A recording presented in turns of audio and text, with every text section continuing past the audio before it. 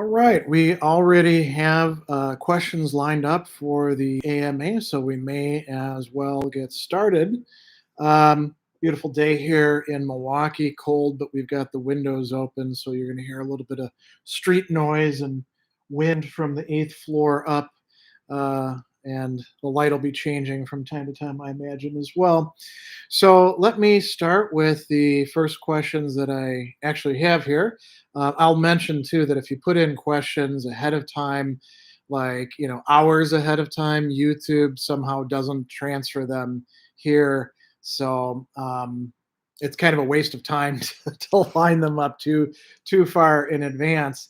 So from Dammit Albert, I get the impression many thinkers, for example, Philippa Foot, tend to dismiss utilitarianism as almost childish or naive, even as they treat it as a sort of modality or trait of their own ethical systems. Why is that the case? That's a good question. I don't know enough about Foot per se and her various writings. She's somebody who I've only read in parts. To say whether she thinks that utilitarianism is, in fact, something naive or childish, that doesn't really ring true to the things that I remember reading from her. But I think there are a lot of people who do treat utilitarianism as if it's just kind of a silly doctrine. And very often the arguments that they provide against it, like, oh, it's just too difficult to calculate. If they'd actually read their Mill or Bentham or Sidgwick or even contemporary utilitarians like Singer, they'd see them addressing that very early on, saying you don't have to calculate everything. You do have to make some effort to try to come up with some weighing of harms and benefits or happiness and misery or however you're going to put it. I think a lot of people view utilitarianism as a bad ethical theory, and this usually has less to do with utilitarianism as such in its well developed and articulated forms, and probably more to do with the psychology or the poor education of those people. Utilitarianism is not the enemy. Robert Audi actually has a really great article that I have my business ethics majors read, um, where he's talking about cost benefit analysis and showing how even a Kantian or virtue ethicist ought to be doing some cost benefit analyses in some certain situations. And so one of the key ideas that's often associated with utilitarianism turns out to be useful in other ways. I'll mention too that this has come up interestingly in another forum when it comes to Stoicism, right? Stoic ethics are often interpreted as being straight virtue ethics or deontological in some respect and not utilitarian.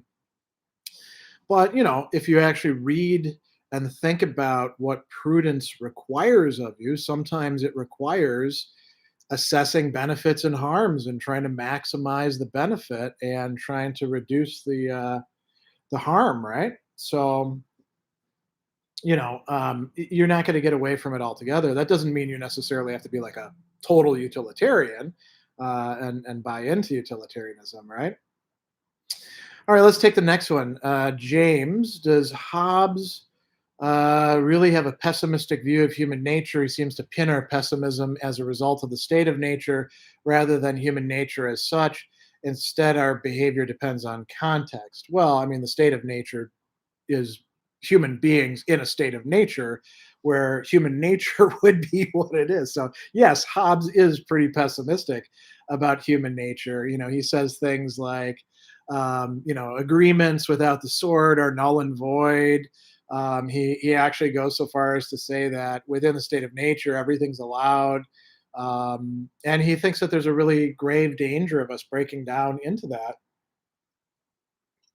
I don't know why anyone would want to not read Hobbes as pessimistic about human nature outside of civil society, given that he's so clear about this. But Hobbes is also optimistic in a way. He thinks that there's a possibility of us. That's why he writes Leviathan and his other works. There's a possibility of us getting out of this and cementing a way of living together that would prevent there being civil wars and factions and all of this, sort of subterranean or subversive struggle going on in terms of our moral life and political jockeying and stuff like that. Now, most of us don't find his solution particularly congenial, right? A sovereign who's invested with all power and who has, he lays them out actually as the chapter 17, the rights of sovereigns. He lays them out, and a lot of these rights are not, they're not particularly great. I would say. So that's probably enough about Hobbes. Galen, do you like Iris Murdoch, either as a novelist or a philosopher and virtue ethicist? Yeah, I read Iris Murdoch originally as a novelist. I got a hold of her novel, and it's a big, thick one. I've got it around my place somewhere. The Philosopher's Apprentice, I think it's called, and it's quite good. I enjoy reading her stuff. Then I went on to read quite a few of her other works as well. I haven't read an awful lot of her philosophy. I'm still, reading around in her Gifford lectures, but I like what I'm getting. She's very smart, and she has a lot of interesting things to say. So I'm,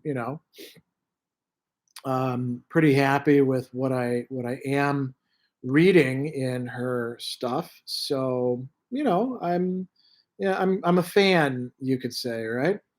Um, and yeah, I mean, what else is there to say about that? That's probably enough, right? Um, what's the next one? Made of clay, very easy one to answer. How are you doing today?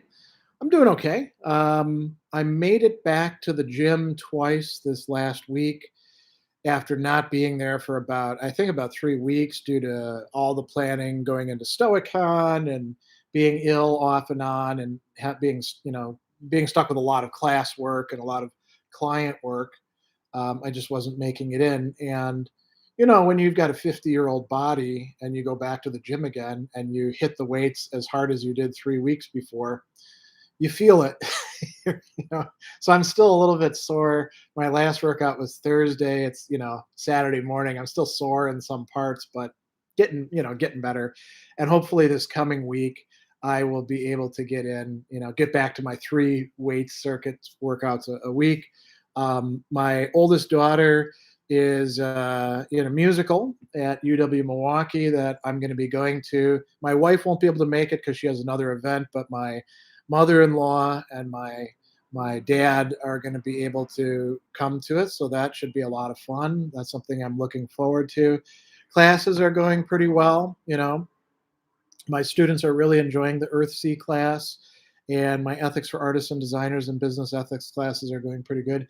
And Stoicon is behind us, so that's a nice thing as well.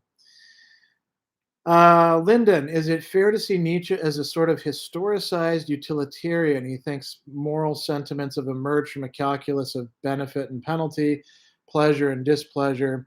I'd say no, because he doesn't see them as emerging just from that, right? There's other important aspects as well. As a matter of fact, Nietzsche's whoa, somebody getting in trouble out there. I would say Nietzsche's analyses of the origins of moral concepts and their transformation, it's complex, so it's not just coming from only one thing.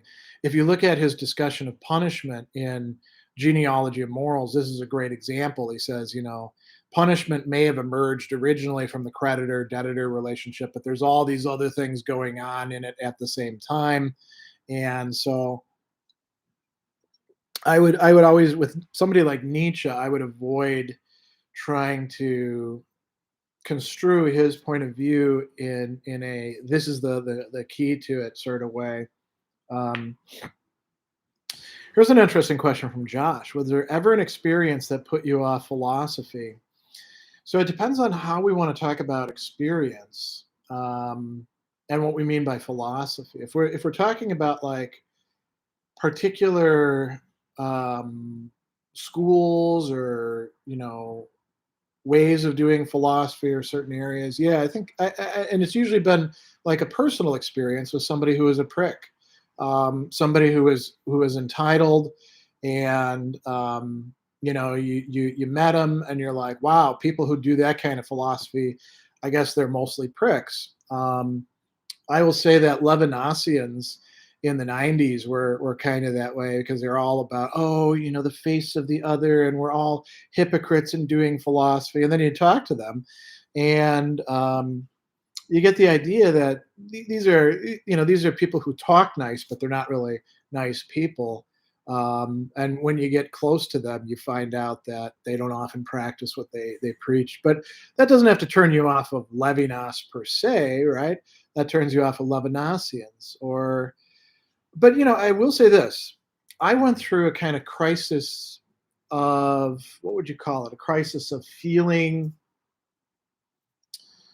wondering why the hell I was doing philosophy. And I actually had an instructor who's not a philosophy instructor, but a classics professor who, and some of you I think have heard this story before, who said something really helpful to me. His name is Rick Williams, and I think he's long since retired. He was an older guy when I knew him, cool older guy. Um, and I was thinking, well, why am I studying all this stuff? Because at that time I really was, uh, hitting the ground hard. We had a difficult um, set of prelims that you had to read for, and I was going way beyond that. And I was like, why am I doing all this? Is it just to like, I'm probably not gonna like come up with some original system of my own, which people sometimes ask about, both in terms of like, when are you going to come out with your system, Dr. Sadler? And the answer is probably never. Or they're coming at it and they're like, how am I going to derive an original system of philosophy? The answer is, you're probably not.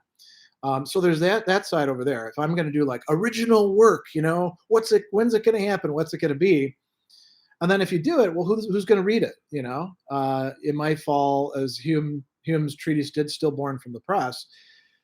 Or if you're just replicating other people's stuff and just teaching it over and over again, what good is that? I mean, you're just like letting somebody colonize your brain for a while or parasitize it, and then producing more of that.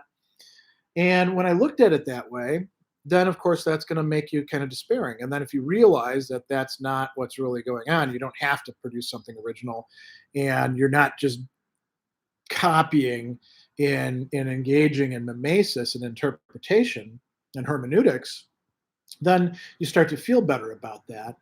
But Rick Williams said to me at one point in time, he said, listen, I am warming myself by a fire. And that fire has been kept going for a couple thousand years now.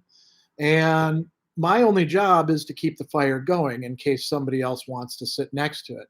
If nobody does, and the fire dies with me, that's fine. I did my job. But I see some value here in sitting by the fire and feeding in a log every once in a while and shooting the shit with the people sitting next to me and talking about things that we think matter. So that's what I'm gonna do. And you can decide, young Greg, if you want to sit by that fire or you want to go do something else. That's up to you. I'm gonna be here, and you can hang out with me if you want to. So that was an experience that helped me get back into philosophy. Ruben, can we say that the highest maxim is living per se, and everything else is just a means to that? I mean, you can say anything you like, but that sounds like kind of a boring philosophy and pretty reductive, and leaves out almost everything else that's interesting, and doesn't jibe with the classical distinction between Zane, living, and auto Zane, living well. That was so central to philosophy. I mean, anybody can start from whatever starting points they want to and see where that gets them. Then I would say go ahead and try it. See where that gets you. Um, Further wrote, Would it be safe to say Søren Kierkegaard has had some influence on your new book, Reason Fulfilled by Revelation? So it's not a new book, came out in 2011. And it's not my book per se.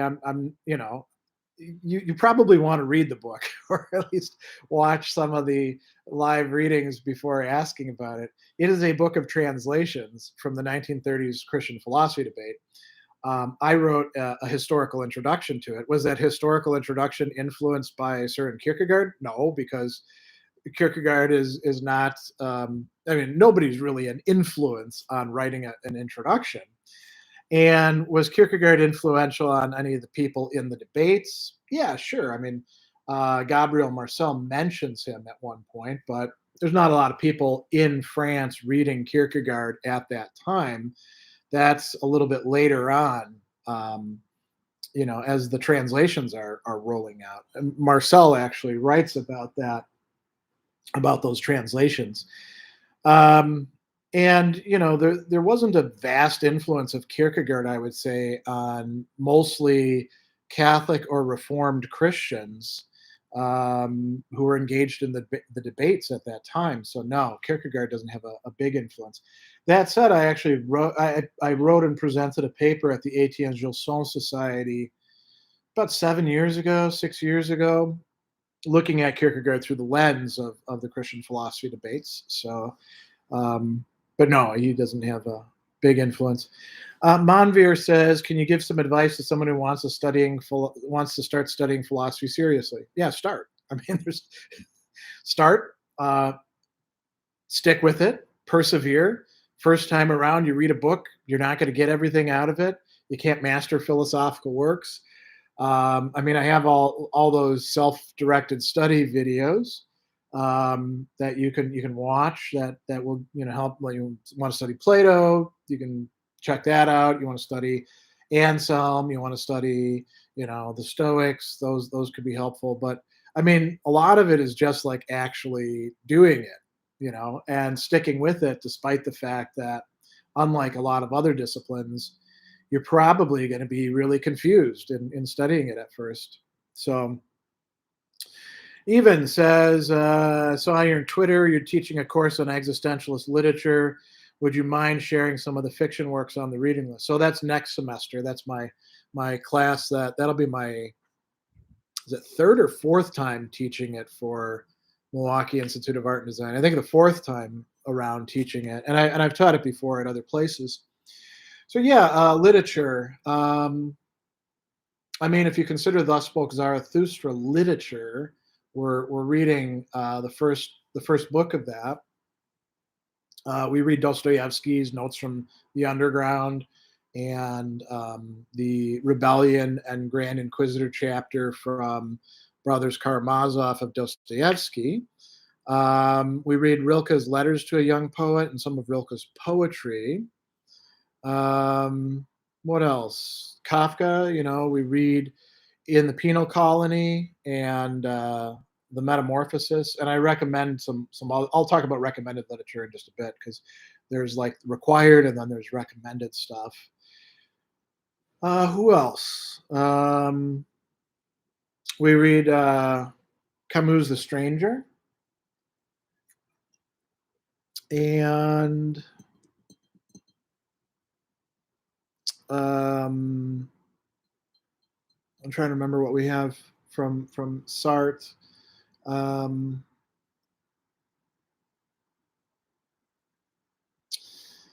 Actually, I think that's on the recommended reading stuff. So let me talk about that real briefly. So I mentioned we have Camus' The Stranger. We also have Simone de Beauvoir's The Hungry Mouths, which is a great play.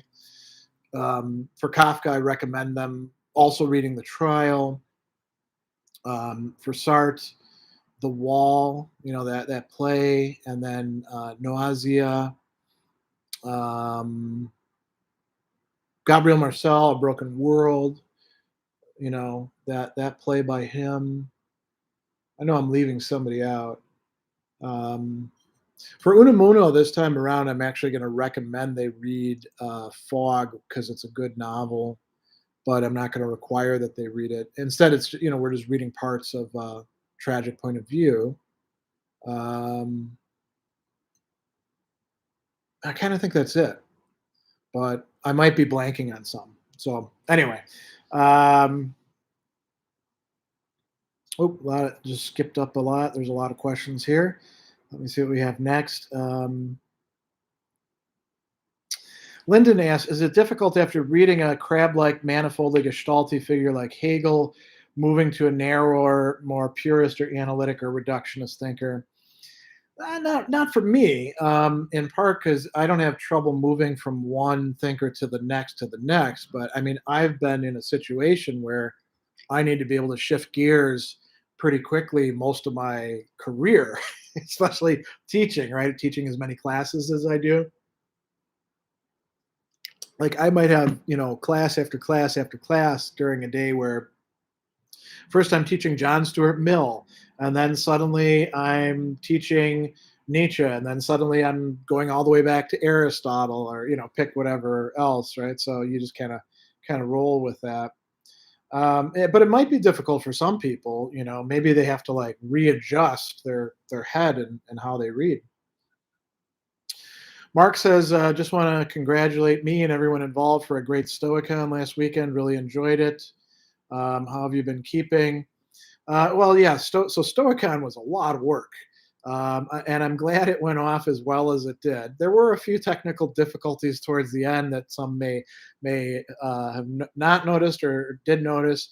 We actually had the main guy behind the scenes, Phil, get booted out of Zoom as the host, and then Andy stepped in as the host, and then her Zoom froze, right? And so she's like texting me saying, Zoom froze. How are we going to bring up our speaker? This is for the plenary session, so it couldn't have happened at a worse time. But it all sorted itself out. And it was a lot of fun. The speakers, everybody enjoyed themselves. Most of them stuck around for the entire time. Like Duff Lambros said that she was glued to the screen the entire time, which is really cool to hear. And it looked like we had just as many people attend as last year, um, and it was very inclusive, which we wanted to do as well. So it was a great time, and I'm guessing we'll probably get asked to do it again next year, but we'll see. That's up to the Modern Stoicism team. Um, C, just wanted to know your thoughts on Heidegger calling language an experience and the difference with erfahren and erleben. So, I mean, Heidegger calls language a lot of different things, right? The house of being, we're all familiar with that one. One of the equiprimordials, language is reda, along with mood, thrownness, and pre-understanding. So, language is not one single thing that Heidegger calls it. It's all of these things at once. But language also is an experience, sometimes more than others. Think about when you're reading or hearing recited poetry, and it could be like in the framework of a song. Think about Ronnie James Dio's Rainbow in the Dark. If you've never heard that classic metal song, it is amazing poetry because Ronnie James Dio was an amazing lyricist. Obviously, having the musicians behind him helps as well, but you can just recite it as poetry, and you are experiencing something. It also reminds me of something that Ursula K. Le Guin wrote about that I talked about recently in a Sadler short podcast episode. She was talking about the advice: write what you know. And she said, I would write stuff about dragons and sci-fi things, and then people would say, write what you know, you've not experienced that sort of thing. And she'd say, well, shit, I know that stuff. I've who if anybody would know about the dragons in Earthsea if not me? It's my world, right? And so there's a lot of things that we have experience of, but we don't have experience like the experience of me biting this pen, which you don't have anyway. You just see me doing it and you kind of imagine it. So there's lots of things that we can experience and put into language, and then there's a lot of things that we can experience through language. I was just before this recording videos for my Ursula K. Le Guin Earthsea class, and we're on to the novel Tahanu. And I was, reading, I don't know, maybe for the 40th time, um, the mage Ogion dying, and Tahanu and Tenar with him as he's dying. And these are fictional characters, but I'm there in the forest glen as he leans his back up against the beech tree and says the last things that he has to say to this woman who was his adopted daughter for a while. And I'm still even recalling that, even not reading it, 'cause the book's upstairs. I still feel the sadness and grief from it. So we experience so much through language, and Heidegger was hip to that. Um, all right, Made of Clay. Did Deleuze romanticize psychosis? I know they are critical of the Oedipal structure in psychoanalysis. I was speaking to someone who says that the therapist has the same function as the police. I mean, if you think the therapist has the same function as the police, then either you got the therapist wrong or the police wrong, or you got a really weird therapeutic situation. So that sort of hyperbolic identification should put you on your guard. Did Deleuze romanticize psychosis? Yes, he did. That's not to say that we should throw out everything that he says about it, but I think that people like Deleuze and Guattari and Foucault and that whole generation are really best understood within a particular context in which the psychotherapeutic establishment was pretty rigid. Were they all Oedipalizing people? No, because I mean, Freud himself says the Oedipus complex is something you're supposed to get past. It's not something that you constantly talk about, and nobody does all the time in therapy, except in cartoons, where we're talking about caricatures. Um, I mean, Deleuze was prone, like a lot of people in his generation. It's kind of a new romanticism in some respects, except rejecting the essentialism of romanticism. I think Deleuze is somebody we can learn some things from, but frankly, some of the stuff that he talks about is just it's essentially like a kind of poetry. And when you think through the implications of it, it's you know it's either nonsensical, or it's very idiosyncratic, or it's kind of silly. You know. But there's also some things that he has to say that are quite brilliant. So, yeah. All right. John Holloway, do I think there's any prerequisite before diving into Epictetus to get a better understanding of him? For example, Plato or Aristotle's works on ethics? No, not at all. I mean, Plato and Aristotle aren't being referenced by Epictetus. So, and you should never like hold yourself back and say, "Oh, I've got to read this person before I read this person." You're not going to break your brain if you read somebody who's difficult, and then you have to go back and read them again. Jump right in. Uh, when it comes to Epictetus, I mean, if you wanted to read some other Stoic stuff before him, read Seneca, right? Epictetus is not a Platonist. He's not an Aristotelian. I mean, if you're going to read Simplicius, who is commenting on Epictetus's Enchiridion, and Simplicius is a Neoplatonist, it couldn't hurt to know something about Plato before reading Simplicius, so you can be like, oh, yeah, I see where he's going with this. But you'd probably actually be better off reading, instead of reading Plato for that, reading some Middle Platonists. Um, but no, Epictetus is he's a standalone. You can read him just by himself, right? Um, all right, Bruno. Nice to see you, Bruno. Have I read any Brazilian philosophers? If so, who and what did you think of him or her? The only one that I've actually read, as far as I know, is Freire's Pedagogy of the Oppressed, which is a great book in the philosophy of education. I haven't really read any other Brazilian philosophers, unless I've read some like when I was doing secondary lit review stuff, because I can puzzle my way through academic Portuguese as I can through academic Spanish and Italian, because like the pronoun structure, or not the pronoun, the what, prepositional structure, and a lot of the words are cognates and stuff like that. But it's very difficult for me to do that. Um, I probably should take a look at what's going on in Brazil. I've met Brazilian philosophers, for example, here in Milwaukee. Some often we get some coming to the Aristotle and Aristotelian tradition conference at Marquette, that used to be held every year before COVID. And you chit chat with them, and they tell you about what's going on in Brazil. Um, so that would be kind of interesting.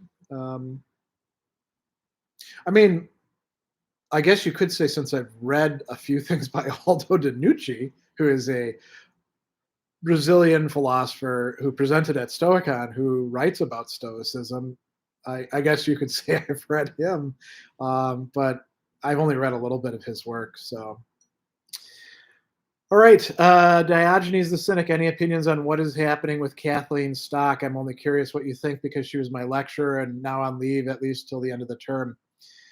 Oh, you know the expression "fuck around and find out." I think she's finding out. I think she's whining a lot about, you know, all the stuff that's happening to her and blowing quite a few things out of proportion. And I think she, on some level, my impression is she's engineered as much as possible a martyr perspective.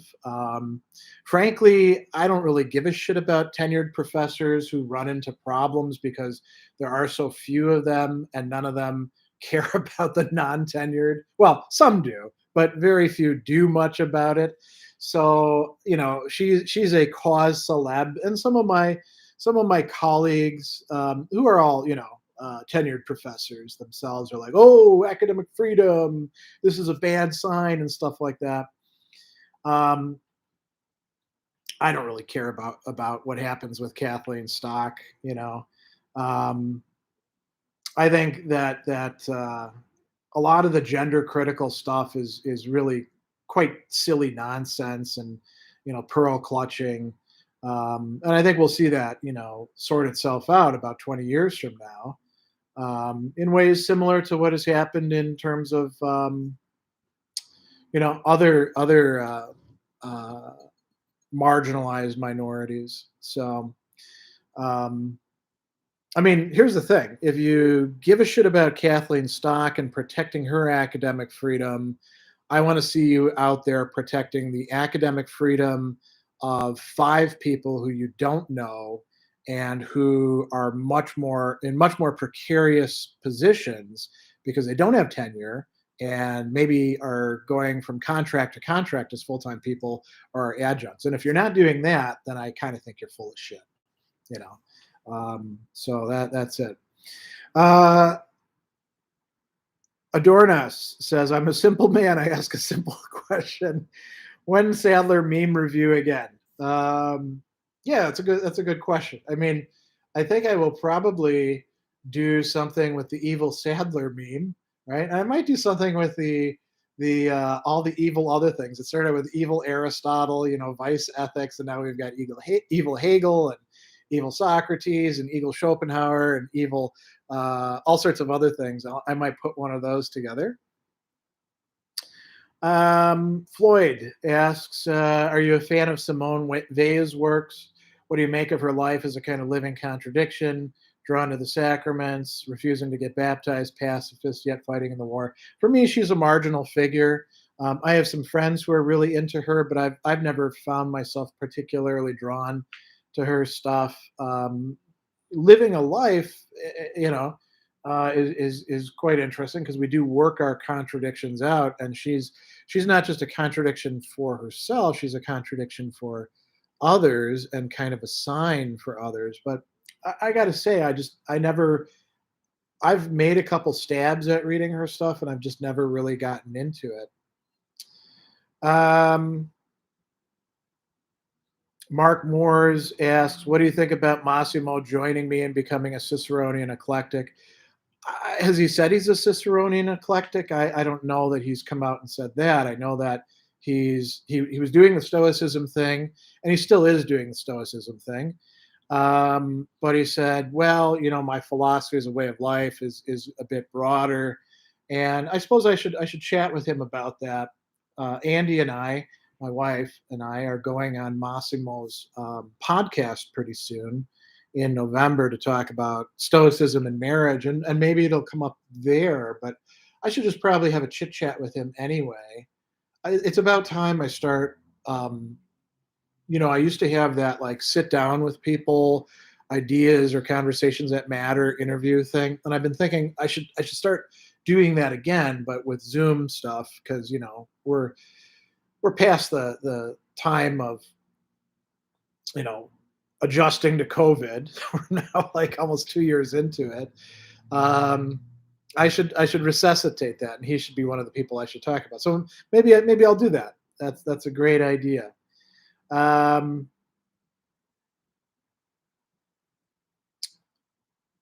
Caesar says, "How should one go about figuring what they want? Can reason or philosophy answer this?" I mean, you can answer that by asking yourself what you want. I don't know that reason or philosophy can tell you what you actually want. That strikes me as something where you gotta get some personal input, right? Reason or philosophy can help you clarify it, but you have to have the wants to begin with, and it might help you like figure out. You say, "Oh, I want money," and then you say, "Well, why do you want money?" Right? We can go through this whole chain. Well, I really want to be able to leave a legacy for my kids. I want to buy this, place that we can all gather together. Well, that philosophy can help you clarify that, but it's not philosophy that's unique in that, right? All right. Here's another one from Floyd Mayweather. You engage with the work of Jean-Yves Lacoste. Thoughts on the French theological turn on phenomenology in general? I haven't read Lacoste. I would say that. So I was in grad school when this supposed French turn to French phenomenology turn to theology was taking place, and I think it's bullshit because there was always a strong presence in French phenomenology of interest in religion. You could talk about famous figures like Levinas, right, who is Jewish, but you can also talk about Jean Aring. You can talk about Paul Ricoeur. It's not a new thing. It was a new thing for certain French intellectuals and certain Americans who were faddishly following them to say, "Look, Michel Henry and Jean-Luc Marion, French phenomenological turn to theology." And if you're widely read, you kind of roll your eyes and you're like, "Come on, these guys, themselves admit that they're following in the footsteps of people." Marion, who I've met, he knew Blondel's work. He knows Ricoeur's work. He's not doing something that's a radical turn. I think that was more of a gimmick than anything else. Um, Even says, in general, do you have any tips for helping one improve one's faculty of abstraction or abstract reasoning? Yeah, I mean, Platonic dialectic could do it, according to the Platonists. Studying logic and not just doing formal logic, but reading works about logic would probably help you. Logicians reflecting on the nature of logic, whether they be you know um, Copy and some of his works, not the textbooks, but his other works. That could be helpful. Tully says, "I've been reading Alistair McIntyre lately. I'm confused about the communitarianism he proposes. Maybe he doesn't even propose that. I was excited when I saw this morning you have videos about him." Yeah, Alistair McIntyre doesn't use the term communitarianism, right? He talks about communities of inquiry. Other people have tried to suck him into the communitarianism thing. Um, Read the McIntyre and don't pay that much attention to what other people say about McIntyre. Just stick with the McIntyre and see where he's going. Read After Virtue and then follow it up with the next three books in the quadrilogy. And then after you're done with that, then you can, say, oh, okay, I like this part, I don't like this part. But don't read them through a communitarian lens, because that's other people like Etzioni and people who are committed to that. The Banyan, what do you think about the vaccine mandates going on? I think we should have more of them. I think if this were, it's really weird the way things have become politicized, particularly here in America. If we were living in the Reagan era, you can bet your ass that every single Republican would be for vaccine mandates. It's only because we've got this toxic mix of, more freedom types, freedom without any sort of responsibility, and the sheer oppositionalism of so many conservatives who aren't really conservatives at all these days, that we've got, and all the kooky conspiracy theory bullshit that came through. If we were back in the Reagan era or even in the early Bush era, you can bet that Republicans and Democrats would have lined up together, and we would have vaccine mandates, and we would have had mask mandates and social distancing mandates, and COVID would have been more or less on its way out by now. Instead, we have all these assholes all over the place who are, either deluded or on the grift because they're vaccinated, but they're preaching not getting vaccinated. All these people with these weird ideas about what freedom really consists in, and they put everybody else at risk. So what do I think about vaccine mandates? If you don't like it, suck it up. If your job requires that you get vaccinated, now you've got a problem, right? You got to make a decision, and just like any other thing, when I used to teach in the prisons, I had to get tested for tuberculosis every year. And if I had tuberculosis, I wouldn't be able to go teach in the prison. It'd be tough shit, right? Because we don't want to get people sick. When the first SARS broke out, we were, doing some pretty draconian stuff in the prison to keep people from getting sick. We stopped shaking hands. We sanitized things as much as possible. These are rational ways of behaving in relation to pandemics. And there's always going to be some assholes who don't, who want to do their own thing. But, it's a question of how many we have and what we're able to actually do. So there's my point of view on that. Probably some people aren't going to like it, but too bad, right? Theo Telos, love the AMAs. Do you like any ecological thinkers you could suggest? More practically, do you have any recommendations for writing for journals for the first time in grad school? So two different questions. Writing for journals in grad school.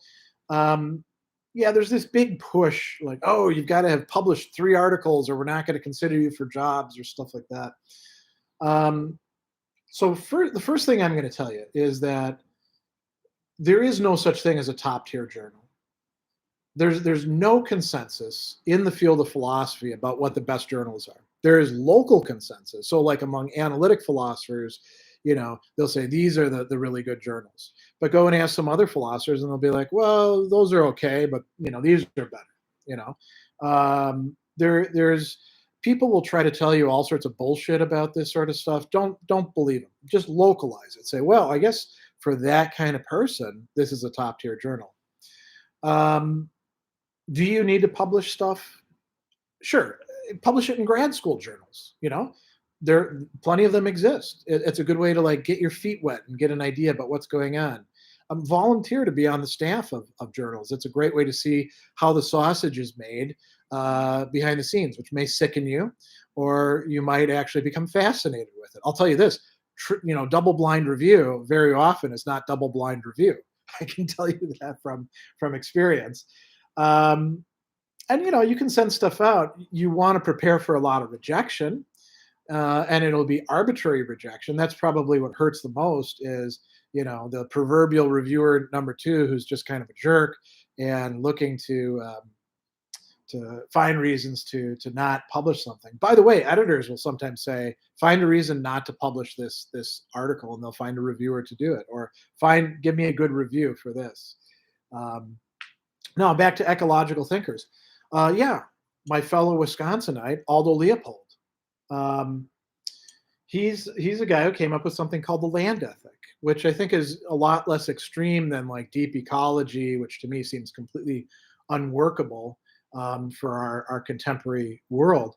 Aldo Leopold was a great writer and thinker who is based here in Wisconsin, um, and started with Sand County Almanac. That's a good one. We read that when I was in college as part of our American Studies honors course, and I'm so glad that I did encounter Leopold. So, all right,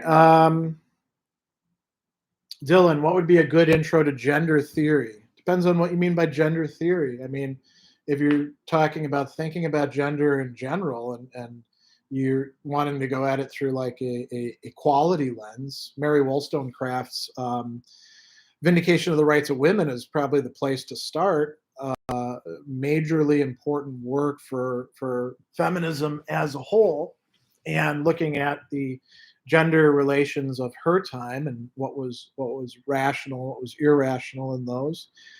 But I mean, you can go all the way back to thinking about Plato's Republic and his insistence that women should actually be part of the armed forces because some of them are thumatic and a lot of men are not. Um, so I don't know. I don't really do a lot of introductory stuff. Fatal remains. In your experience, how does virtue ethics stoicism change the way you phrase or approach ethical questions and dilemmas as opposed to other liberal schools of thought, as in mill human law? Human law. Well, I mean, I don't like have a schema, and I don't think a lot of people have schemas unless they're kind of asking for trouble, where they approach situations and they say, let me apply my liberal million, spectacles to this. The way philosophical work on us is by making us think about things. And sometimes there's practices that we do, and they help us. They're like conversation partners in figuring out how do I unfuck myself and make myself less of a screwed up person, and how do I move myself towards some sort of goods, and how do I handle things. I'll point out too that Mill, if you read Mill, says that the utilitarianism that he is developing is taking the Epicurean tradition further, but also adding some Christian and Stoic elements to it, right? So it's not so cut and dried as you've got um, this over here and this over here. These people are all connected with each other. Venner, do I believe mind uploading, mind copying is possible on philosophical grounds? I don't know what that means. Are you asking, do I think it's ever going to be possible? Because it's definitely not possible now. I mean, we still don't know what the connection between the brain and the mind is, even though people will tell you that they've got it all figured out. They don't. Um, we know that this wetware that we've got in here is important in many ways, but can we actually map out, how all the neurons are connected with each other? No, we're nowhere remotely close to that. I don't know that we ever will truly be for a given human being. Um, let's say we could do that though, and we had like the total brain map at a particular point in time. So we're doing sci-fi here more than anything else. Could that be the consciousness of the person? Yeah, maybe. Or it could be a conscious thing that is still not yet the person. We don't really know. You know. All right. Adomas, not a question, but I've been subscribed to you since my first BA. I've been looking at your content at times. Now I'm doing a PhD in philosophy. Time flies. Oh, congratulations. That's great. And that is indeed some time, right? If you did a BA and then either did an MA and now doing the PhD, or you jumped right into a PhD program, that's quite cool. Very nice. Tully, the therapist is the new priest, at least according to Philip Reef. Well, I guess if you buy Philip Reef, then I guess you buy that point of view. Um, I avoid those sort of sound bites myself, but Sam Constant, tips for reading more philosophy. I've got a billion books I want to read on my shelves, but they take so much work to get into. I don't read nearly as much as I'd like. So, I mean, the simple answer is keep reading more, right? But how do you do that? There's a legitimate question there. You get discouraged because you're like, oh shit, I've got all these books that I bought. How am I going to get to all of this? That is a legitimate question. And the answer is you probably won't. And you're never gonna read everything. All you got to do is walk into a significant library and look around just at the philosophy section, and you can be like, yeah, this is a lot. I'm not going to read most of this, and most of what I read, I'm probably not going to retain 100%. So, what do I make of that? Well, you read what you can, right? And try to, and you don't have to rush yourself. Just read it thoughtfully. Be ready to reread, um, and that's okay. You might consider getting if you find yourself 5 years down the line and a lot of those books that you bought you never cracked open. You can ask yourself, am I honestly ever going to read these books? And if not, set them free. Go sell them to a used bookstore or give them to somebody else or something like that. Alex, I was wondering what you think about Jordan Peterson. Do you think he's actually got something valuable to say, or he's full of crap? Um, so I get, I used to get Peterson questions all the time back in the day, and I've always thought that Peterson is just essentially a grifter who became popular through political opposition to things and became a darling of the right. And I've said many times that he became a victim of his own success because he started maybe he already did believe his own bullshit in the past, but he definitely started believing it once he became a celebrity, and that's very dangerous for any thinker for that to happen. As Shestov talks about it, they become a prophet, right? And a prophet is not a good word for Shestov.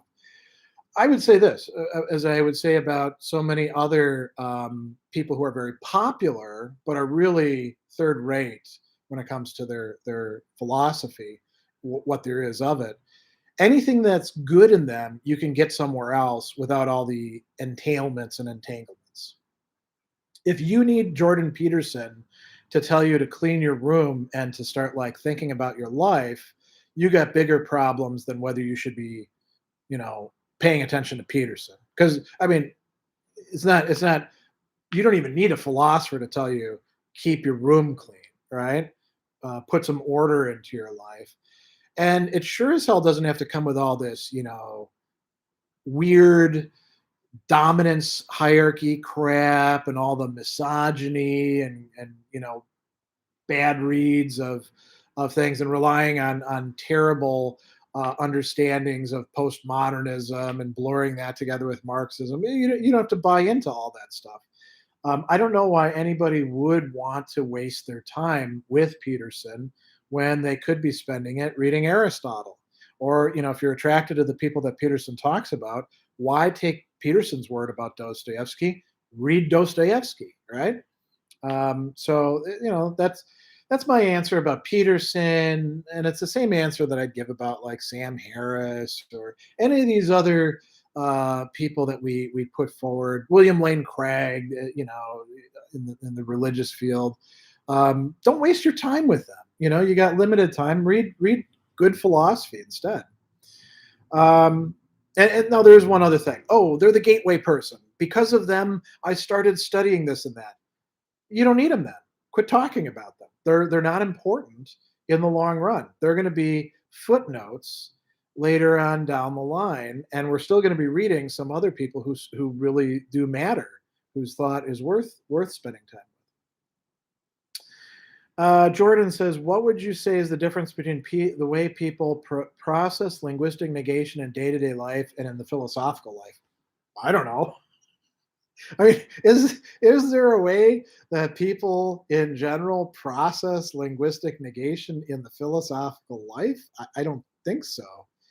I don't know what that means, so I can't really answer that. Habiat, please keep this live because I need captions to get understanding everything. Thank you. Okay, so Keep it live. I guess you mean don't delete it. Yeah, that's fine. I can do that. Um, Jeff Sullivan, I'm lately interested in nominalism. Any thoughts on it? Who are the major thinkers? Well, obviously William of Ockham. I mean, before that, you have somebody who Anselm attacked, Rosslin, right? Nominalism was making its way into Western thought in around the 11th and 12th century. But you get a more nominalistic turn with modern thinkers, although they're not often framing it as being part of the nominalist tradition or something like that. But I mean, Hobbs would kind of fit in there, wouldn't he? Right? If you look at what Berkeley is doing with his stuff, in his principles, I guess you could say there's a nominalism there. But and we go all the way. We mentioned Deleuze. Deleuze is interested in the nominalist stuff, but it's not as if there's like a coherent nominalist tradition, as far as I've ever seen. All right, Chris, thoughts on the elimination of tenure in Georgia? Um, so I don't know that tenure has been eliminated in Georgia. Are you talking about specific cases? Because that's all I've seen. I haven't seen tenure completely go away, just in the state universities, let alone across all the private universities in Georgia. But I went on a little bit of a rant earlier.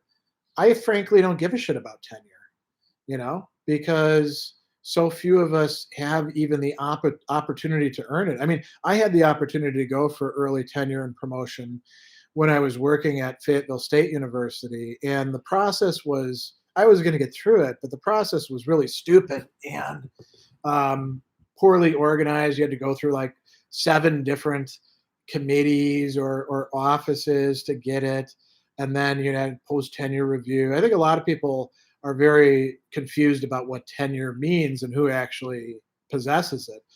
Very few academics or instructors in the United States these days are in tenure track lines. Much more often, you're an adjunct and you have zero protection and zero, um, you know, what you could call job security, or you're in a temporary line, like maybe you have a 2-year contract. The entire time that I worked at Indiana State Prison in my first job, I was not tenure track, even though I was reappointed every single year. And that meant that my job could be phased out at any time, which it was. Even if you have tenure, the school can engage in some monkey business and get rid of your major, your program, like they did at Carthage College. I saw 15 of my colleagues who had tenure get fired because the school phased out their programs, including the philosophy program. I saw the guy who was in charge of philosophy and his wife both get fired with a month's notice and then get rehired back as adjuncts. No benefits, no job security. They've subsequently moved on. Does tenure mean that much? It used to mean something. Um, I think those of us who aren't in tenured positions probably don't need to care about it. It was up to the tenured professors and those on tenure track to protect it and to protect all of their much more precarious colleagues, and they didn't. So I don't really, care about it, quite frankly. Naib, any recommendation about loyalty, about the issue of loyalty besides Josiah Royce's view? Josiah Royce, for those who don't know, wrote an entire book about loyalty. Yeah, Gabriel Marcel. Gabriel Marcel, by the way, was a big fan of Royce. Marcel talks about it quite a bit, so I would think about his works. Loyalty is an issue that comes up in business ethics. Do we have a loyalty to the firm, to customers? And so it's kind of there's a literature out there about that as well. Aiden, what do you think of Alexander Kojève's reading of Hegel? Alexander Kojève's reading of Hegel is definitely more Kojève than Hegel, which is often the case with important thinkers. I'd say the same is true of Heidegger's reading of Hegel. What there is of it, which you can find in Parts of Being and Time, and then of course his lectures on Hegel's phenomenology, which is unfortunately very short. Kojève is interesting. He's worth reading for his own sake, I'd say. I wouldn't rely on him as a faithful interpreter of Hegel, but he's an interesting guy. So his lectures on introduction to the reading of Hegel is insightful, I'd say. So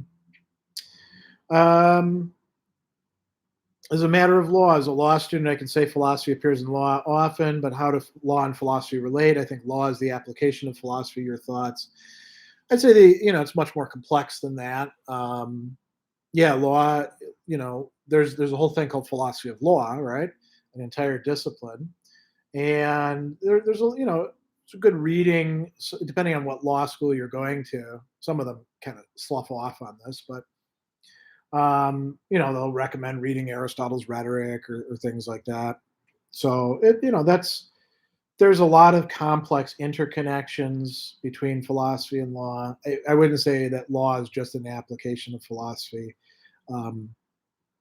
John Holloway, are there any metal bands you wish you could have seen that are no longer around? We know you love Dio. Who else? Yeah, Dio is if there's one band that I would most have loved to get to see that I didn't get to see, it was Dio.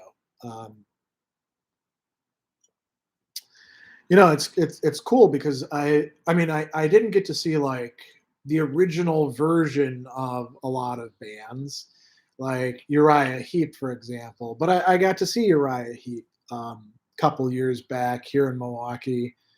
Actually, my wife got a cameo from the lead singer when I was kind of down, sending a personal message to me, which was kind of nice. So, yeah, who else? I mean, I never got to see Twisted Sister, and I heard they were really a great band live. That would have been fun. I would have liked to have seen more of Motorhead. I only saw them once with Megadeth, and they did like a 7-song set, and that was back in the mid 2010s. And I think Lemmy was probably already getting sick by then. Riot, I would have loved to have seen the original Riot, not Quiet Riot, Riot, the band from New York, with Guy Speranza as the vocalist. They are a really, really underrated band. Their first 3 albums are amazing stuff. Starting with Rock City, then Narita, and then I'm blanking on the 3rd album. You can look it up. Girls' School, there's still an opportunity to see Girls' School because they're still alive, thank God. But I haven't seen them, and I think I would have really loved to have seen them back in the day. I've seen Metallica and Megadeth. Maybe old Anthrax would have been cool. But I've seen a lot of the bands that I want to see, and I saw them, saw a lot of them when they were really good too. I've seen Kiss now 3 times in my life. I don't think I'd want to see him again because I hear Paul Stanley's voice is giving out, and Kiss shows are always fun, but do I need to see him again? Maybe not. Yeah, that's a tough one. That could actually be a good article sometime to write. Oh, I knew who I would have loved to have seen. Tank. Yeah, with Algie Ward. That would have been pretty awesome. All right, philosophical life. If you had to rank the greatest philosophers of all time, who would be your top 5 and in what order? I don't know. I don't have favorites, and greatest of all time or stuff like that. So I'm not a good person to answer that sort of thing. Yeri Durenge, what has drawn you more to the Catholic tradition as opposed to the Eastern Orthodox? Well, neither one is a tradition. They're traditions tied together in incredibly complex ways. There's a considerable overlap. I was raised Catholic, and a lot of the people that I studied were in the Catholic intellectual tradition, and I see no reason to leave it to go further east. I mean, the church is a mess, but it's always been a mess if you know your church history, and the Eastern Orthodox churches are just as much of a mess in many different ways. I will say that the rite that I probably enjoyed the most was the Maronite rite, where the liturgy was partly in Syriac and Arabic as well as English, and a lot of the singing was quite good, and we had a very old liturgy. Um, but you just kind of muddle through. These sort of things are at such a high level of abstraction that I don't think that they're particularly important to worry about unless you find yourself having a crisis of faith or something like that, right? Professor Murdoch, where can I find that podcast about Stoicism and marriage? Well, like I said, we're going to be doing it. Massimo Pigliucci has a podcast. You can just type it into Google, and Massimo's podcast will come up. I think he does it with Rob Coulter, right, from Wyoming. And you can also find one that Andy and I did with Katherine Coromillis, and you just type her name in, Katherine Coromillis, and type in, Sadler and marriage, and it should come up, right? So Sam says, I want to take a stab at Hegel's phenomenology as much by myself as possible before diving into your lectures. Do you have any advice on how to step into that? I mean, read it all the way through. That, see how it works for you. You're probably going to find that, as most people do, Hegel is difficult to read and understand, and that's okay. And you'll inevitably get pretty bogged down around forcing the understanding because that's the most difficult part of the work. You don't have to use my lectures. You can use all sorts of other commentaries if you want to. There's Hippolyte. You can read Kojev if you want to. Stanley Rosen has a book. There's multiple translations out there. You can compare them against each other. But it's going to be a slog. I don't know why you want to start with the phenomenology anyway. The places to start with Hegel, I think, and I say this over and over again, are with his lectures on the philosophy of history and his lectures on the history of philosophy. I don't think people should try to tackle the phenomenology as their first book any more than people are always like, I want to read Kant's first critique. And what did Kant himself prescribe before reading the first critique? The prolegomena to any future metaphysics. Read that, that's his introductory work into that. It's weird. People have like these big books that they've got to read, and until you've actually like spent some time in them, you don't know whether it's worthwhile for you or not. Not everybody has to read Hegel's phenomenology. Not everybody has to read Spinoza's ethics. Not everybody has to read Plato's Republic. There's different things for different people. Mike Ron, trying to go through Lacan's work, having difficulties understanding. Any tips for understanding Lacan? Any secondary resources? You know that I'm not a big secondary resources guy, so I won't make any recommendations that way. I will say, if you want to read Lacan and you want stuff that's easier to understand than the Écrits, read his seminars, which are also difficult. But he, sort of like with Hegel, right? The lectures on stuff, easier than the phenomenology. Lacan's seminars are him teaching to people. It's easier than those standalone écrits or writings. The other thing to keep in mind is Lacan in his writings is showing off to the French psychoanalytic establishment how smart he is, and he's being kind of a obscurantist jerk. So don't let it get to you that stuff is hard to wrap your head around, right?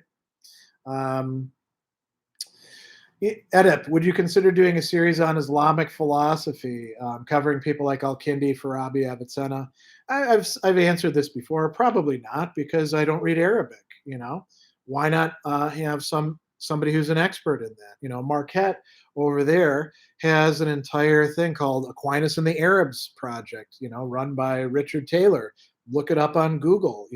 Ask one of those people to put together videos because they're better suited for it. We should all stick to our particular wheel wells. We should stay in our lanes. So happens that I have a lot of lanes, but the philosophy of the Islamic world is not one of them any more than Aztec philosophy is, or you know stuff that I can't read the original languages, like talking about various schools of Buddhism, where I don't read classical Chinese or Pali or any of these sorts of things. I think that we want to spread the work around as much as possible, right? Trevor, what's the closest political descriptor you would use for yourself? Communist, leftist, anarchist, liberal, virtue ethicist, which means that I'm not going to fit very well in with anybody. And, I'm going to be more opposed to some things than others. But, like Aristotle says in the Politics, there are these different factions, and then there's those who strive for virtue, and they are a different class. So we have to work with others. um, Luke asks, have I read any of Yukio Mishima's work? I have not. So, overkiller, from a philosophical perspective, can you argue that time travel is possible? No, because I don't know the physics well enough to comment on that. I'll say that it's kind of fun for thinking about things in science fiction, but it's probably not possible. So, Kirby, you sometimes comment that even though you don't personally get much out of a thinker, you're happy others see value in them. How might somebody cultivate that attitude? That's a good question. I don't know how you cultivate that attitude. Um, Maybe not working on it directly, but working on other stuff. If you have a kind of professional jealousy where you want everybody to think that the stuff that you are interested in is important and the stuff you're not interested in isn't, that's going to be an impediment to that, right? The more that you can appreciate other people's points of view as the points of view of other actual people who matter, the better off you're going to be. So there's probably no one direct way to cultivate that attitude, but it's probably a result, I would guess, of like becoming more and more um, substantively respectful of other people, of human diversity. And it doesn't require that you like say, "Oh, everybody's equally good, everything's wonderful." You can say, some things are crap and some things are better. Why are you wasting your time with crap when you could be spending your time on better stuff, right? But yeah, I mean, like, I like David Hume. I'm not a Humean by any means. I enjoy reading his writings, and there are people who do work on him, and I wouldn't say like, oh, you're wasting your time working on this guy who I disagree with. um, but that's not going to like draw me into working on Hume in any substantive way, right? All right. Luke, I've seen some of your lectures on Foucault. You point out some of his errors or where you think he gets some things wrong. What are your thoughts on Foucault as a whole? I think that Foucault is probably somebody who's going to be read 100 years from now. He won't be read in the same way. People have gotten a lot of mileage out of his work and his approaches. I kind of think that when he's talking about ancient philosophy, he's very selective, and you shouldn't. You can derive insights from him, but don't believe his stories, because they're kind of self-serving. Um, and I think, like, in the order of things, he tries to say, he's not a structuralist. He's doing structuralist work there. So Foucault is every once in a while kind of cagey, but I think that he's an interesting thinker. I mean, it turns out now we know because of the revelations that he was like an absolute scumbag and pedophile. and that's gross and terrible, right? But we don't automatically throw out thought just because somebody's a dirtbag. Um, so yeah, I mean, his work as a whole, he made some interesting and important contributions. It's kind of unfortunate that he deliberately cut his life short, because he had a lot of interesting things to say. So yeah, I think that's about enough about Foucault. Oh, here's a really interesting question from Giga Chadmesh. What are your views on independent scholar outside of the academy? Is there a degree of legroom there compared to the usual route for academic writing? So there is no usual route for academic writing. You want to, there isn't a academy or anything like that, right? There's a lot of different ways in which people do work inside of the academy, and one institution varies from another. But you can say that on the whole, there's a lot of people within the academy, whether they have to be this way or not, who are very preoccupied with like, I got to get my articles so I can retain tenure, or get tenure or something like that. And you notice that there's, like I said, there's less and less tenure track jobs available. Um, yeah, as an independent scholar, you wind up being more free in some ways, but you're also handicapped in some ways, right? So if you want to try to apply for grants or stuff like that to support your work or like support travel, it's tougher to get it as an independent scholar than as somebody with an academic affiliation. Should it be that way? Probably not, right? But life isn't fair. Another thing that's really key, so I'm going to point, once again, Marquette is over that way, 12 blocks. I'm effectively an independent scholar, although I do, hold a academic position at Milwaukee Institute of Art and Design. But as far as Marquette is concerned, I'm an independent scholar who every year applies for a courtesy appointment in order to be able to access their research library. And that means not just being able to get books, but to be able to access a wider range of articles in JSTOR, stuff like that. And that's very important for my ongoing research into like ancient philosophy, as well as getting articles for my academic classes that I teach at my end. Without the access to Marquette's library, I wouldn't have a lot of the stuff that I have for my students for the Earthsea class. So, in some respects, being a independent scholar is good, but it also means you got to find ways to be able to be a scholar, right? To get your hands on the stuff that you want. So there are ways to do it, but you know. All right, Professor Murdoch, how do you feel about Ryan Holiday? I've met Ryan Holiday and interacted with him. Um, I'm not a big fan of his works. I think if they're a gateway for people to get into actually studying Stoicism, that's great. Otherwise, I see it as, kind of a, uh, what would you call it? It's watered down. And I think a lot of the, selling challenge coins and stuff like that, I think that's just bullshit. I don't think those serve any useful purpose for anybody. I know all the justifications people give. Oh, they help me to remind myself every day. Well, you could remind yourself just as well tying a string around your finger. You don't need to show off with that sort of thing. We actually have, because we got a copy of it, the Daily Stoic with Stephen Hanselman and Ryan Holiday, and my wife and I we were like, well, let's work our way through it. And we abandoned doing that about April, in part because we'd read the passage by Seneca or Marcus Aurelius or whoever, and then we'd read the description after it, and we'd be like, passage was a great reminder. Today's is not a banger, and then my wife is still reading her way through it, but she just reads the actual Stoic passage, not the explanation or commentary. So I'm, not a huge fan. Um, had a few interactions and that's it. So all right. David Mondero, thoughts on Lonergan, particularly his book Insight. I'll say this: Lonerganians are really committed to Lonergan.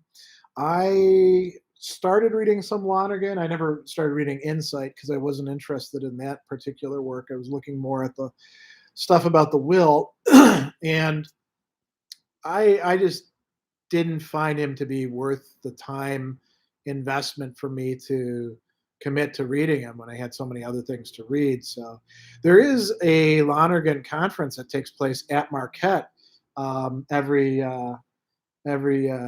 year, which is kind of cool. So that's nice. Elijah says, "Want to thank you so much for what you do. I've been greatly enjoying your series on Hegel. Look forward to diving into your other content." Oh, that's great. Yeah. Oh, and Elijah is if I'm not mixing him up with somebody else, he's somebody who came to my attention because um, he'd commented. He'd done a video where he's like commenting on my Hegel video, which is really good, smart way to do things actually. Sort of explaining what he's getting out of it. And YouTube flagged it as like, copyright violation. So I wrote him back and I was like, this isn't a copyright violation. Don't worry about that. Do as many as you want to. And we had a nice back and forth interaction about that. So that's cool. Um, all right, let's see. Oh, just skipped a bit. Let me scroll back up and see where we are. Um, Oh, here's a good question from Sana. Do you feel like you've sacrificed important aspects of your life for your job?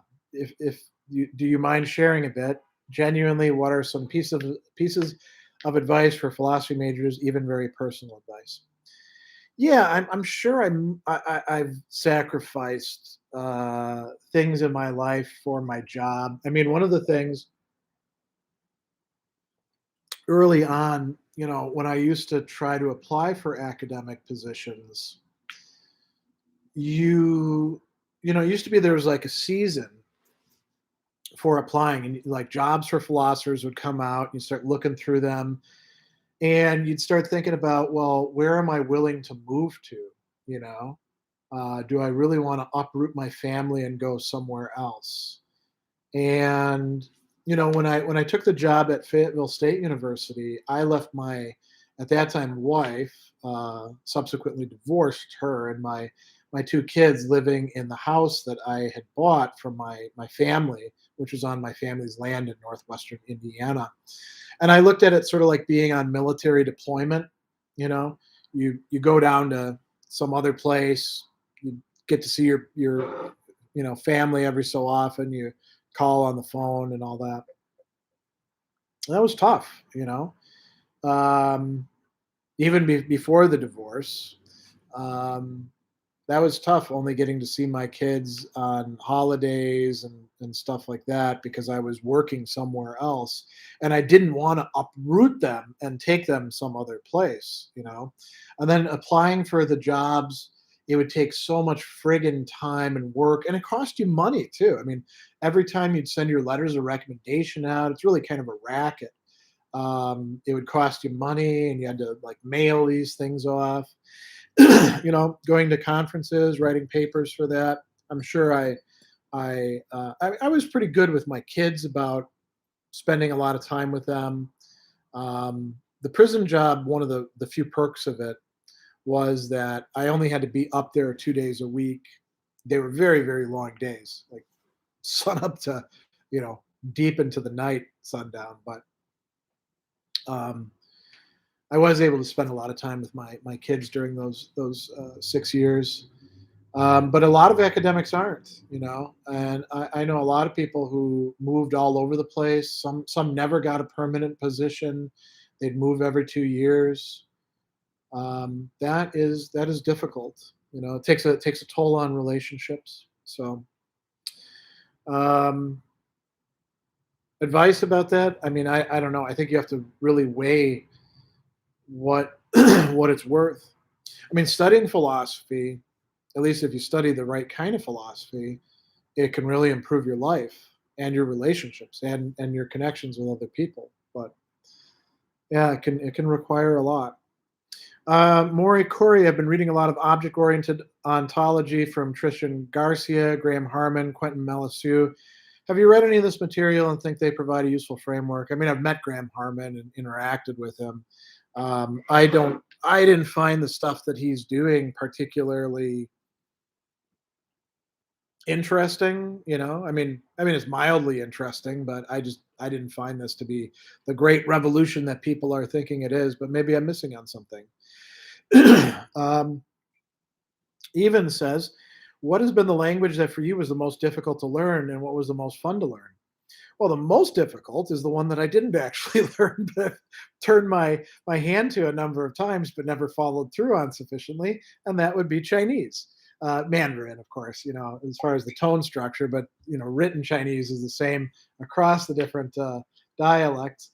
And maybe I'll do it someday. My dad actually, he when he was in the army, he got sent to the foreign language school, and he was supposed to learn Mandarin, and he was learning it.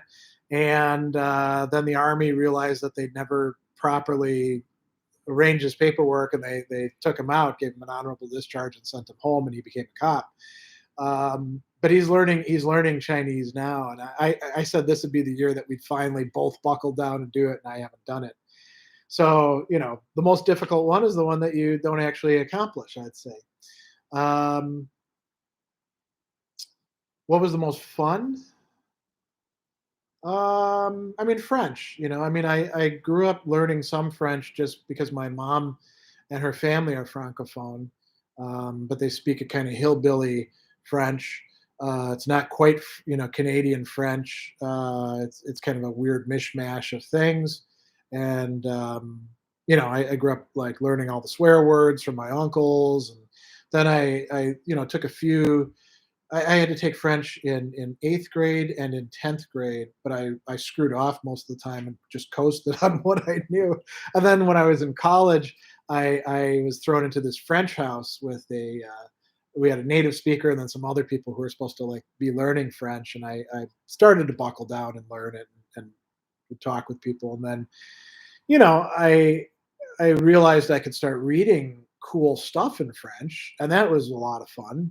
When my mom went to Paris when I was in grad school, she brought back with her a big Robai dictionary, which is it's up in my study. I still use it now. Derrida's De la Grammatologie. What else? There was Leibniz's Discours de Métaphysique, and there was something else. Oh, yeah, Saussure's Cours de Linguistique Générale. And I'd read my way through them, and I really enjoyed that. I also would go to like the French table and chit chat with people. I even hooked up with a French grad student for a little while. Dated her for a bit and had some fun.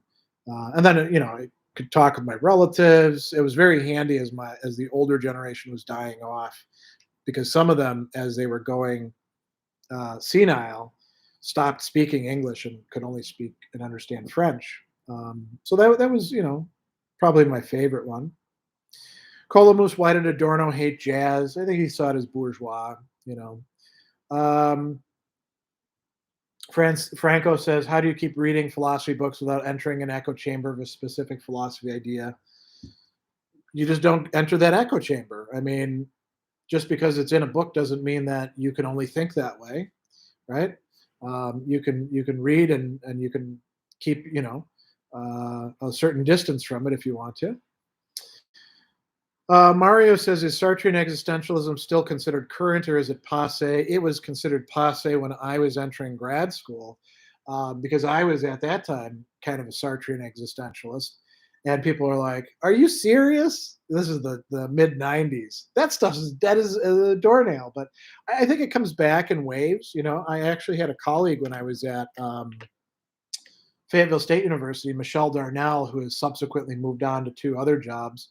And she had done her dissertation on Sartre, and she was kind of an existentialist. All right, let me pick a couple others. Sort of just pluck them out here because we're getting close to the end of the time. Um, Edu is asking a question that I don't really have a good answer to, but it's a good question. How would one go about opening up further philosophical understanding among the general public in a measured way that would not cause chaos but bring enlightenment? I mean, I guess the only thing to say is the way that we're already doing it.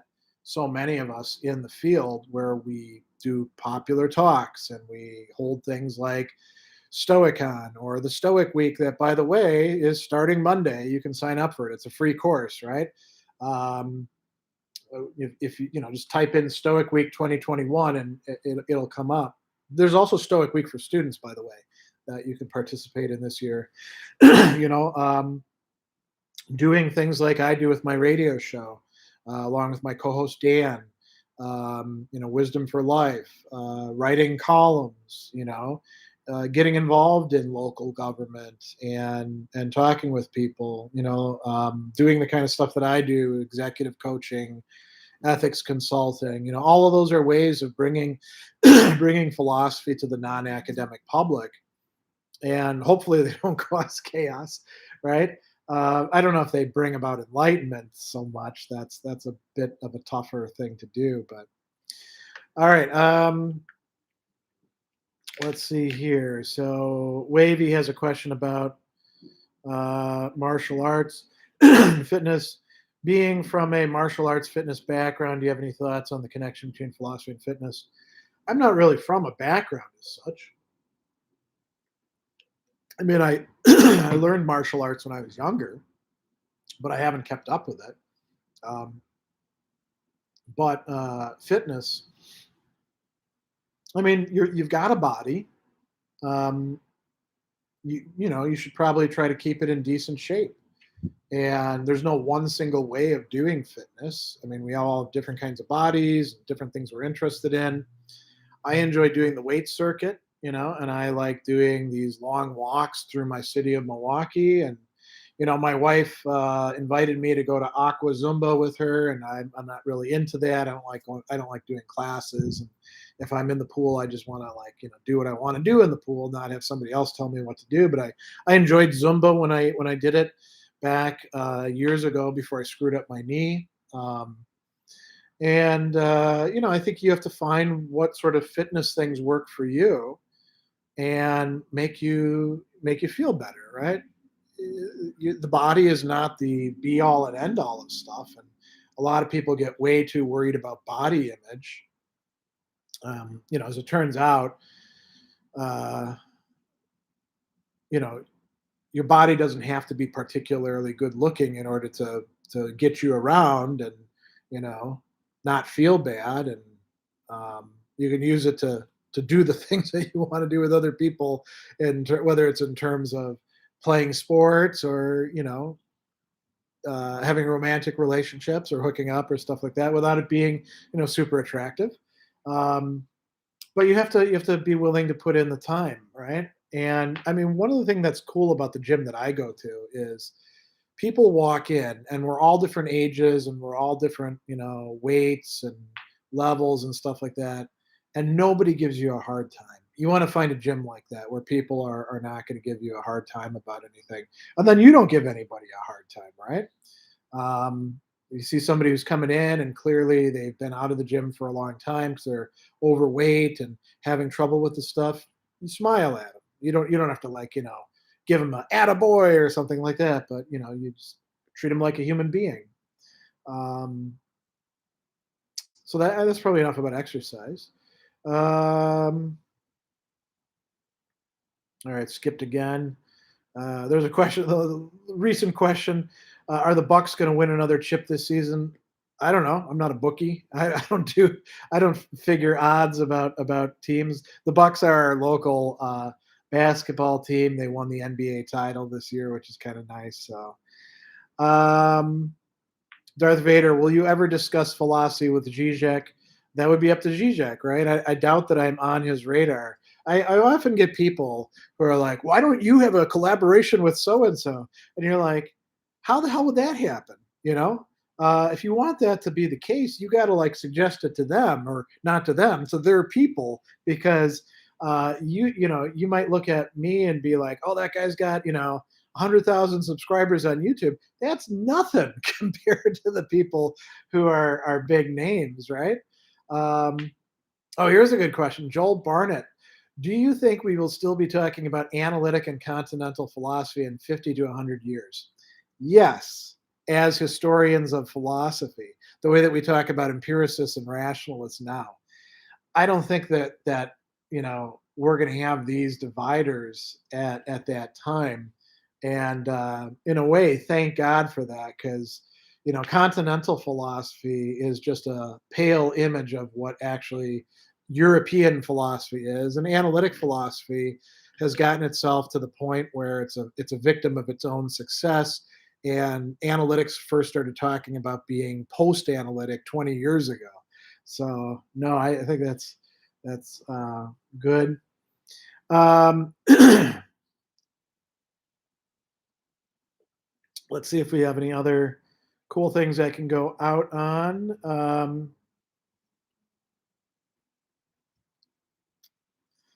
Do, do, do. Oh, no, so here's an interesting one. Gabriel says, "What are your thoughts on the Iliad? How important is it to Aristotle and philosophy in general?" Zero importance. I mean, you don't need to read the Iliad to understand Aristotle, but how important is the Iliad? That's a great work of literature. It's an epic. It's worth reading, just as much as the Odyssey and just as much as the other great national epics like the Aeneid or the Lucidades for the Portuguese, or we could go down the line, right? The Song of Roland is worth reading. All these great works are worth checking out. Um, Aristotle famously, annotated the Iliad for Alexander the Great, and we don't know that much more about what Alexander and Aristotle's relationship actually was. But the Iliad has very few passages showing up in Aristotle's work, so I think that can kind of help you.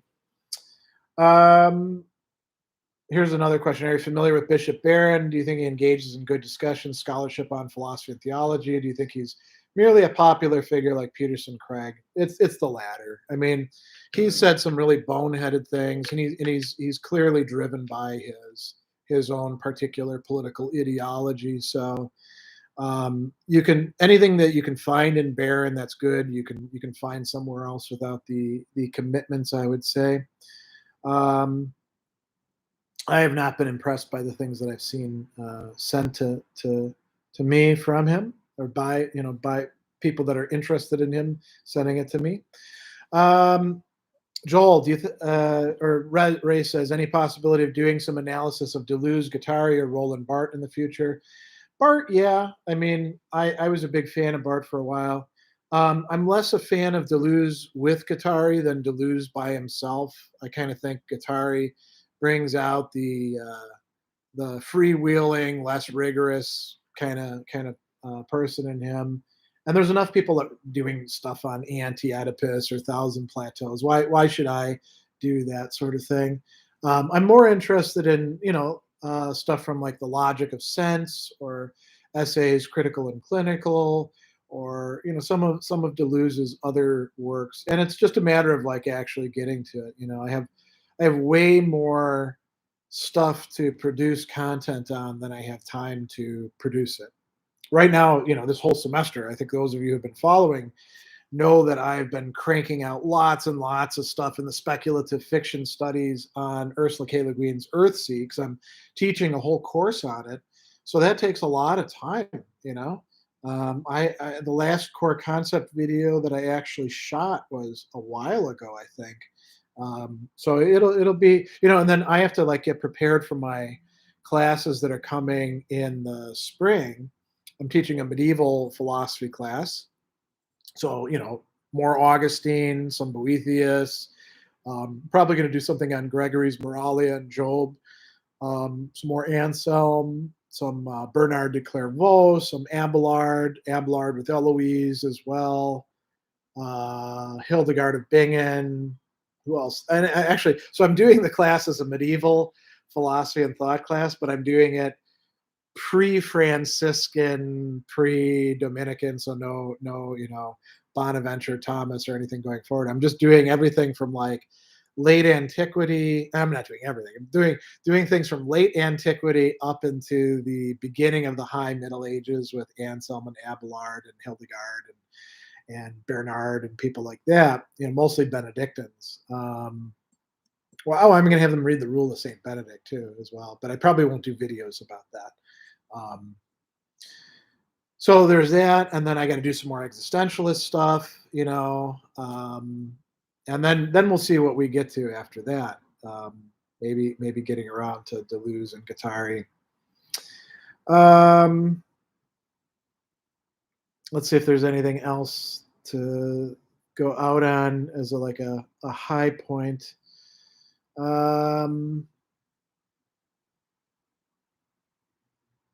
Let me scroll up a little bit here.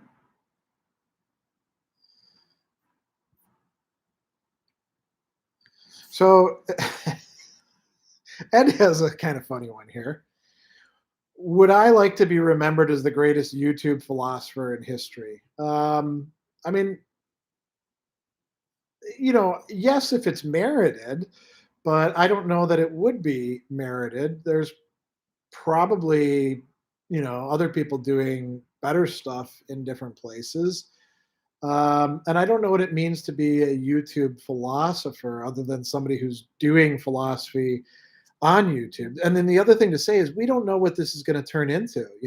YouTube is going strong now, but is this format really going to be around 20 years from now? Look at how much technological change there's been just in the last decade. Like YouTube, I got onto YouTube about 10 years ago, and it was like, just kind of like starting out. It had been around for a while before that, but it didn't have the importance that it does now. Maybe something else is going to replace it. I don't know. So that's a good thing to go out at. I don't know. Thanks everybody. I'm gonna take you out on a little vision of the city I live in and love. This is Milwaukee, and as I mentioned, you see those steeples in the distance? That is where Marquette is, the Jesu Church, with the parish run by the Jesuits there. One of the last places they actually still have any power on campus, because they sure aren't running the place anymore. So thanks to everybody for your questions and comments, and I will see you next time around. And just stay tuned. And we got other events coming up, live readings. As I mentioned, Stoic Week. If you're interested in Stoicism at all, type it into Google. Stoic Week 2021. They put a lot of work into the new class. I didn't do that much because I was busy with Stoic Con, but all right, I'll see everybody.